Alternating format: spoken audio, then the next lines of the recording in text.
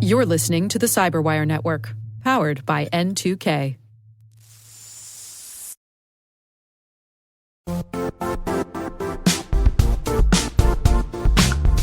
And now a word from our sponsor, CrashPlan. The tried and true method for making sure you're covered is to always have a backup plan. CrashPlan takes data preservation seriously. They provide data resiliency by automatically backing up endpoint files to the cloud every 15 minutes with 256-bit AES encryption in transit and at rest. CrashPlan helps you tackle data challenges like ransomware, breaches, migrations, and legal holds. The undeniable solution for the inevitable: back up better with CrashPlan. Try it for free at crashplan.com.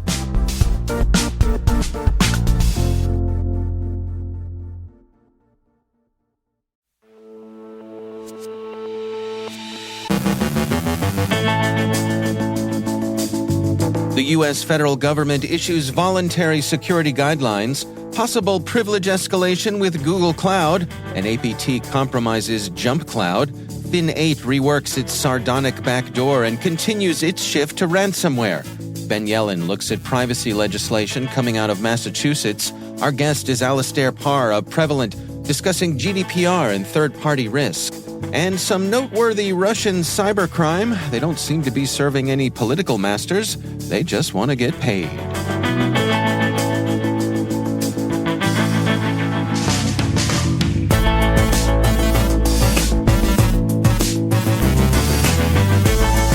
I'm Dave Bittner with your CyberWire Intel briefing for Tuesday, July 18th, 2023.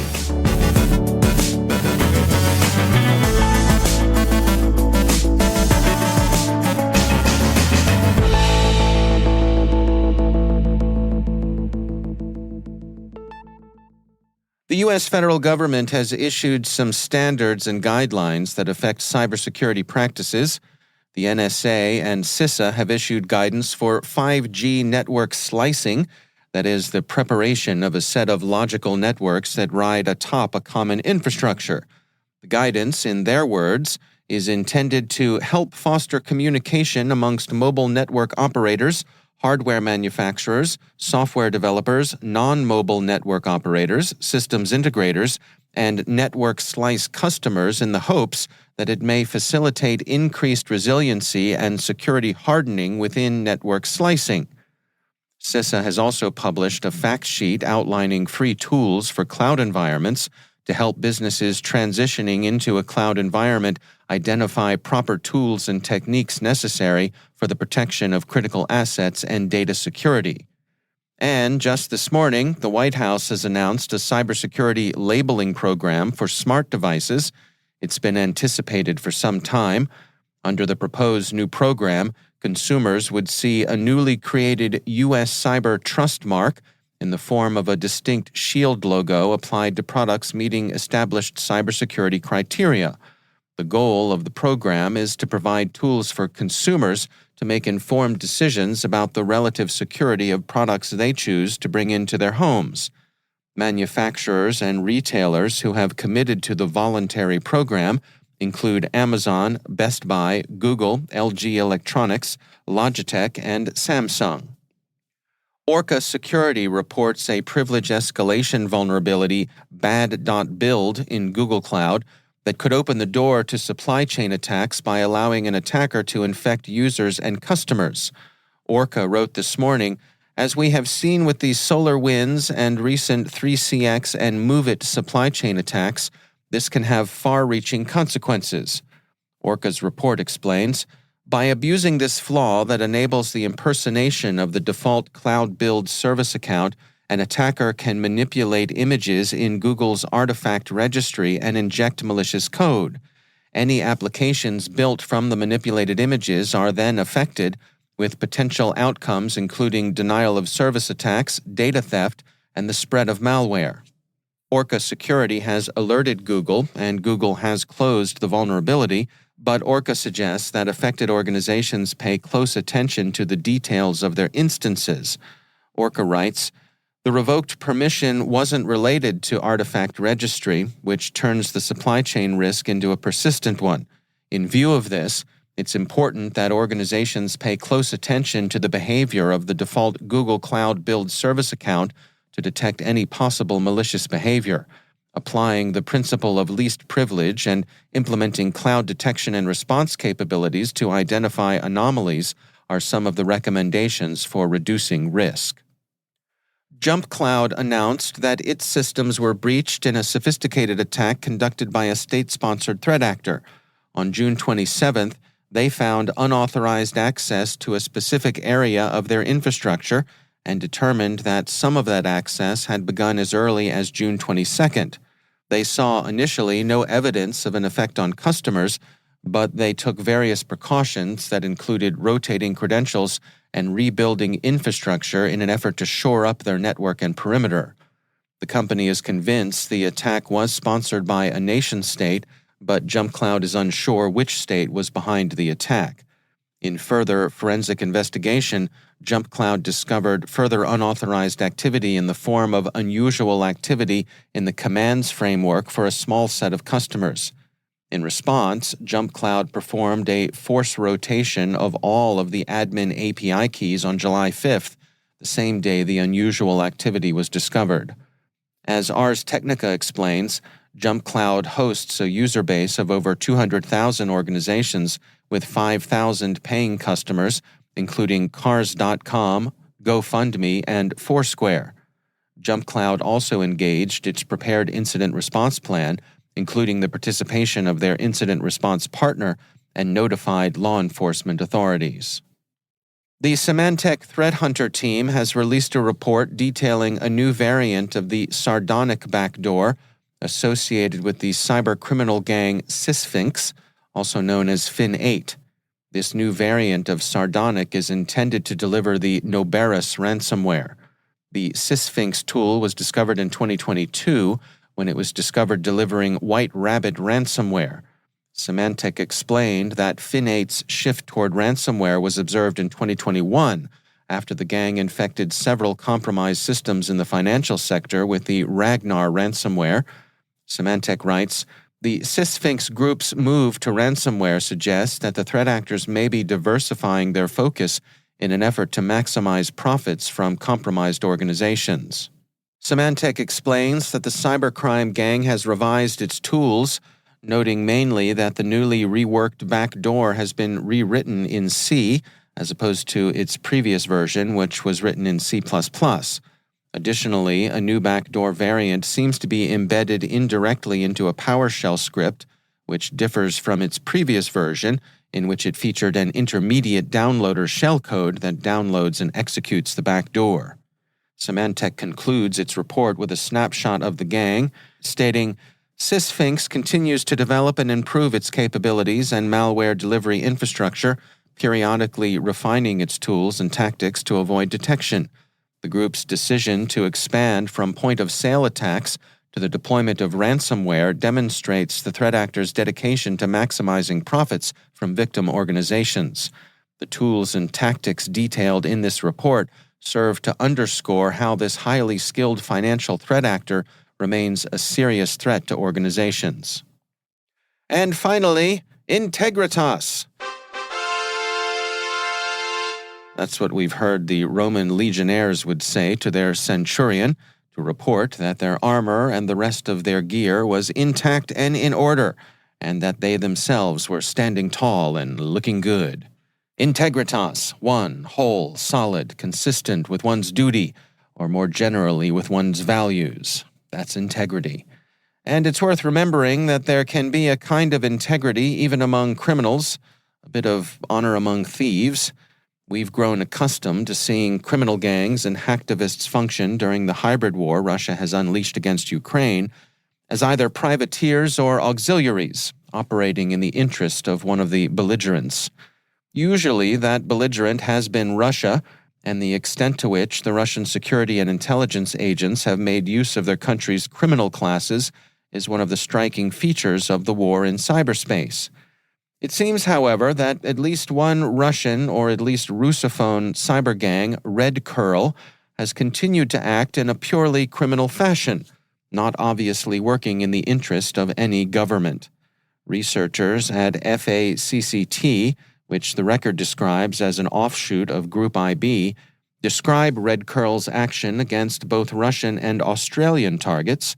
The gang's initial approach is through phishing. Their goal isn't either the installation of ransomware or the threat of extortion through doxing. Rather, Red Curl engages in commercial espionage, seeking to steal valuable business information for subsequent resale in the C2C market. About half of Red Curl's attacks have hit Russian targets. The other half have been distributed across Ukraine, Canada, and various European countries. We grudgingly admit that there's something refreshing about a gang that's in it just to get paid, not caring about national interest or glory. There's a kind of criminal integrity here. It's a base and deplorable integrity, but there's a consistency in their values. Still, we hope they receive some approximation of justice and that some authority somewhere brings them to book. Whether it's the FBI or the FSB, the police or the militia, it doesn't much matter. Good hunting, John or Jane Law, wherever you may be. By the way, we hope that stuff about legionnaires and centurions and integritas is true. Our historical desk is the source, and they usually get it right, but sometimes we wonder if they get their Roman history from Tacitus or from watching reruns of Gladiator on Netflix. In any case, integritas!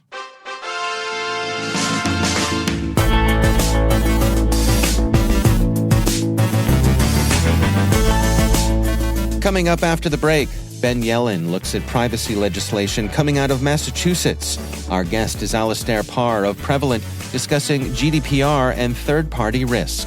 Stay with us.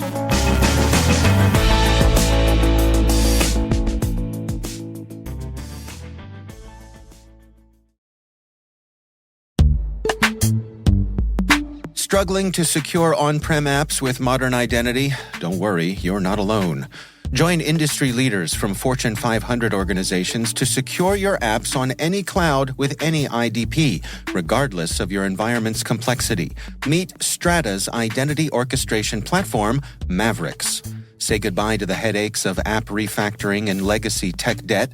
With identity orchestration, you can modernize legacy apps to use MFA or passwordless authentication in a few weeks, migrate from one IDP to another, and so much more without changing the app. No matter your IAM use case, Strata extends the value of your current identity investments. And the best part? You can try it for free today. Visit strata.io/cyberwire to share your biggest identity challenge, and they'll hook you up with a complimentary pair of AirPods Pro. Don't miss out. Visit strata.io/cyberwire. That's strata.io/cyberwire.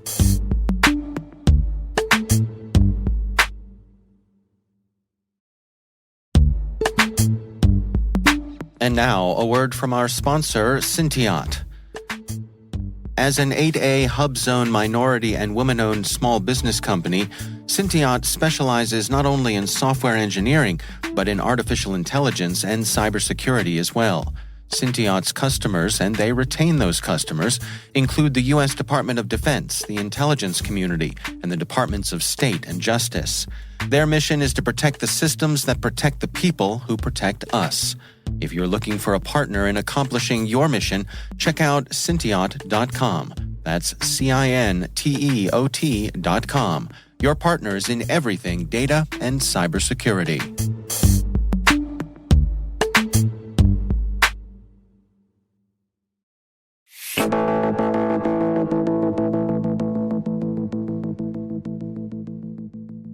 GDPR has been in effect for just over 5 years now, and in their 2023 third-party risk management study, the team at security firm Prevalent looked at the impact of GDPR on the practice of third-party management, with its treatment of privacy as a core requirement. Alastair Parr is Senior Vice President of Global Products and Delivery at Prevalent. What we are experiencing is an uptake in things such as quantity of identified data breaches or impacts from a third party. And we actually allocate and equate some of that to the fact that people have improved visibility. And that's a general trend when you start looking at the general insights across the space is that we see increased volume of issues and incidents. And that's down to the fact that there is a plethora of tools and technologies out there to aggregate the data at scale that people didn't necessarily have several years ago. So visibility is certainly improved, but people still have ultimately automation issues and remediation issues across the space. It seems to me to be, on the surface anyway, to be such a daunting task, because when you think about all of your third-party suppliers, and then you think about their suppliers, what do you recommend in terms of an approach to this, to break this down into manageable pieces? Completely agree. So absolutely. The challenge is that it is typically, we're talking thousands, tens of thousands of third parties, and it's a very daunting and overwhelming challenge. So typically we see people reaching out, trying to understand is how can I actually right size that into something that's manageable, regardless of whatever automation tools that I have, regardless of how engaged the third parties are or how accurate the vendor inventory is. People ultimately need to understand is how can I right size that so that I can invest what limited time and effort I have into the right areas. And the people who are successful there, are there any common elements? Yes, very much so. So the most successful third-party risk and lifecycle programs that we see tend to be fixated on the internal focus as much as they are the external. Of course, vendor interactions is important, being able to aggregate the data and work with the third parties to remediate core deficiencies and dependencies. But the internal aspect is equally important. Being able to build up that vendor inventory with the business, getting the business and the stakeholders involved and ultimately invested in the program is foundational. So one of the key findings that we found is that while I think it's circa 71% of programs are actually owned by the information security team, we are seeing circa 63% or 53% of the third-party relationships being owned by procurement or business owners, respectively. So there's a sort of a seesaw approach where you need to have the buy-in and the vested capabilities and support of the business in order to be able to drive the program effectively. And to what degree is this a technology issue of having the right tools to come at this with versus a personnel issue and training your employees, things like that? I would say more often than not, it's a process first issue. So the technologies are out there to supplement, support, automate, and scale the processes. But foundationally, if the processes aren't right, in the case of who and how do we reach out to the third parties, how do we react and interact with the data outputs that we get, it's very process orientated. You need the business involved, you need compliance, audit, procurement, the business owners, execs, of course, and InfoSec and risk management all really working together and being a sort of a cohesive unit. What are your recommendations for that security person who has to make the case for this to their board, to the powers that be, to justify a program like this? So one of the biggest challenges I think they face is the fact that it's not necessarily a revenue generating function. It's a case of, it's an insurance mechanism. They're addressing and managing risk to a proportionate level so that things don't happen. And what certainly helps is when you start seeing incidents and events occur where third parties have had data breaches or events, and you've been able to detect it and react to it accordingly. So using legacy insurance mechanisms where you've been able to avoid adverse reputational damage from historical events is certainly useful, but then also identifying how you can use the program to actually save through the procurement cycle. So for example, we've identified issues and incidents with operational resilience of third parties or their contracts aren't standing up. People using that leverage in the renegotiation cycle to actually deliver better services, reduce cost, etc. So there is potentially a dollar element to it as well. What do you suppose the future holds for third-party risk management? Where do you see us headed here? Good question. So one of the long-standing headaches, I think, in third-party risk management is that interaction between vendors and, of course, the business itself. There's a heavy reliance on things like assessments. There's a lack of standardization on assessment structures, which isn't going away purely because each organization typically has their own variants. In fact, over 70% of our customers alone, of the hundreds of programs that we manage, actually use custom content and assessments in their programs. That's not going away. So what we start and what we expect to see is components such as AI ultimately helping in translating and adapting various content sources into the answers that we need. So programs don't care about assessments, they care about results, they care about risks. So however we aggregate the data, whether it's SOC 2 reports, whether it's proprietary policy documentation, as long as we can analyze it at scale and be able to translate that into tangible risks and context, that's very much where the entire third-party estate and environment is really going to head. Yeah, it's a really interesting insight. I mean, I think in particular that translation layer to be able to make your case to the board and to your colleagues is so important. And yet I think it's my experience that lots of folks still struggle with that. Yes, absolutely. So the ability to translate the technical language of risks, bar colors, red is bad, can be lost on some programs. So you're absolutely right. So when we tend to build KPIs and KRI material for the boards and the execs, it tends to be very much persona focused. We are looking at making sure that we've got the right data points that they're curious about and they're interested in, which help them understand, are they at risk? That's Alastair Parr from Prevalent.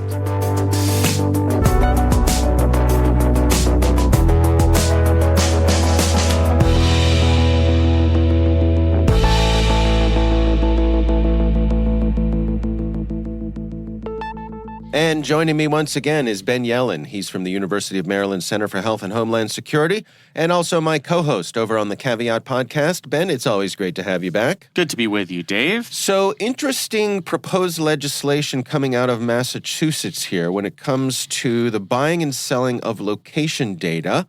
What's going on here, Ben? So this law would be the first of its kind in a state legislature across the country. Massachusetts lawmakers in both the State House and Senate are weighing a near total ban on the buying and selling of location data drawn from mobile devices in the state. Other laws controlled by both Democratic and Republican legislatures have passed broad data privacy legislation, but this would be the first that would institute a near total ban on buying and selling of this location data. So one element of the law would institute a warrant requirement for law enforcement access to this data. That's important. It really codifies the Supreme Court's holding in the Carpenter decision from 2018, prevent warrantless searches of historical cell site location information. Would this also prevent law enforcement from purchasing that data without a warrant? It would. Any law enforcement access without a warrant would be prohibited. Okay. The broader prohibition that's outlined in this law, which I think is more significant, is data brokers would be banned from buying and selling location information about state residents without court authorization. So there are limited exceptions in circumstances where it would be useful to the consumer, things like sharing location for ride-sharing purposes, for weather applications, etc. But the law would be certainly the broadest in this country, and it would have a major impact. There's a coalition of civil liberties and privacy groups that are supporting this legislation, thinking that it could be a test case for broader nationwide legislation that would institute bans on buying and selling location data. We've seen similar laws proposed at the federal level, though not come anywhere close to being enacted to this point. But there's pretty broad opposition as well. There is a trade association that spoke in opposition at a recent joint hearing on this bill. A lawyer named Andrew Kingman, who was representing this trade association, the State Privacy and Security Coalition, said that while they support heightened protections for certain types of personal data, that this law is just overbroad. They should look at some other states, including neighboring Connecticut, which passed a data privacy law, but didn't go as far as having an outright ban on data brokers on buying and selling this data. Rather, it gives consumers the ability to opt out of sale. So it's still providing consumers with a choice. If the consumers find the data that these companies are collecting useful for their own purposes, then the consumer can consent to that type of collection. But I think that certainly does not go far enough for some of these privacy and civil liberties advocates who see that not only are companies purchasing this data, but local police departments and federal agencies have also purchased location information and are using it for law enforcement purposes. And that's kind of an end around of the Fourth Amendment that groups like the ACLU see as very dangerous. Right. And this is a huge difference between an opt-in and an opt-out by default.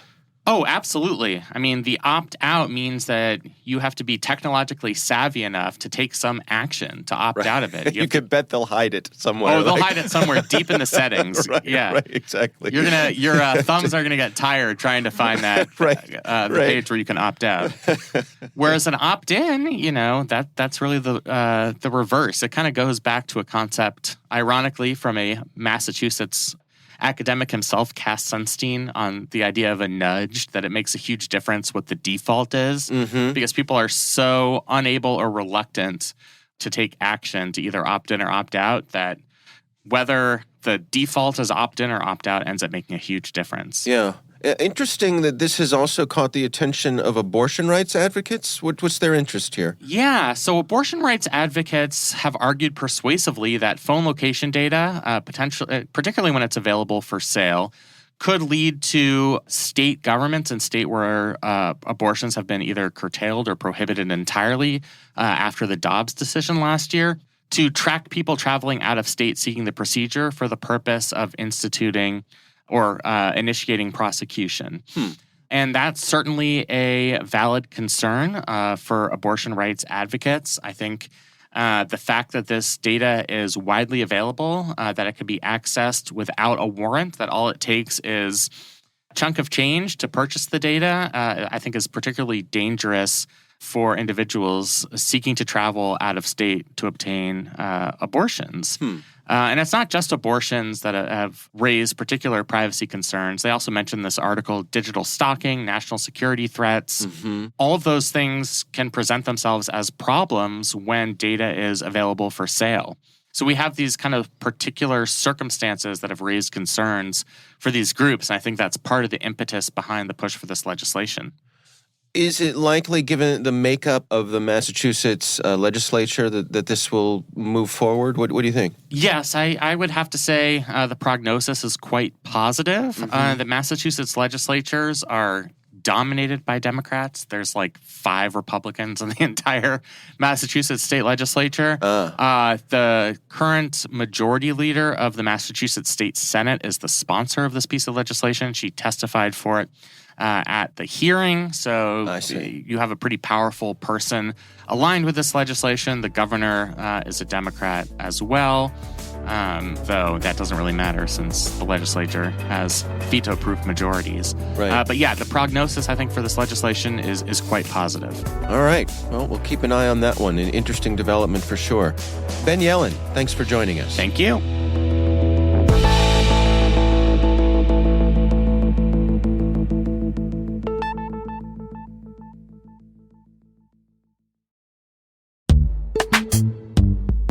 Compliance isn't fun, but neither is a data breach or losing a customer. That's why Drata automated it. With automated evidence collection, over 80 integrations, and 24-hour monitoring, Drata automates the compliance process and keeps you audit-ready year-round. Drata supports over 14 frameworks, including SOC 2, GDPR, HIPAA, and ISO 27001. With over 450 five-star reviews, Drata is the highest-rated cloud compliance platform on G2. Listeners of the CyberWire Daily can get 10% off Drata and waived implementation fees at drata.com/partner/CyberWire.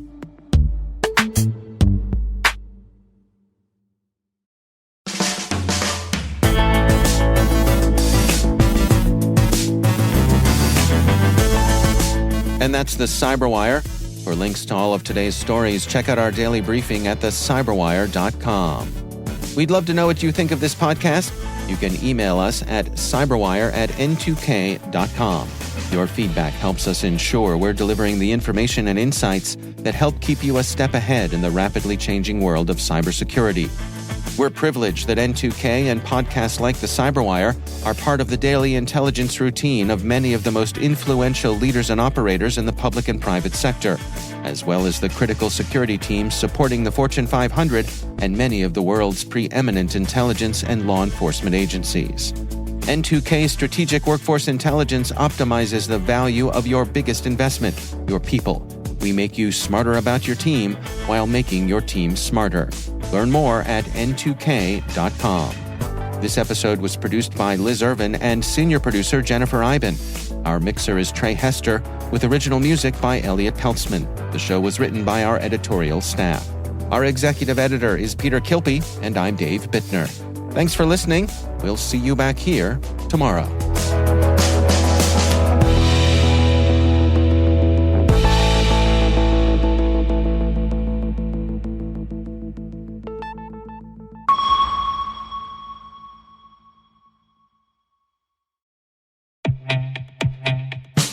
Tired of cybersecurity mega conferences? MWise is different. With a focused agenda and targeted problem solving, MWise is where security's best go to get better. From September 18th through the 20th in Washington, D.C., you'll join a special community of security's sharpest minds, hear perspectives you might not get anywhere else, and reach a new level of mastery that'll prepare you for what's next. Register early and save at mwise.mandiant.com/conf23. That's mwise.mandiant.com/conf23.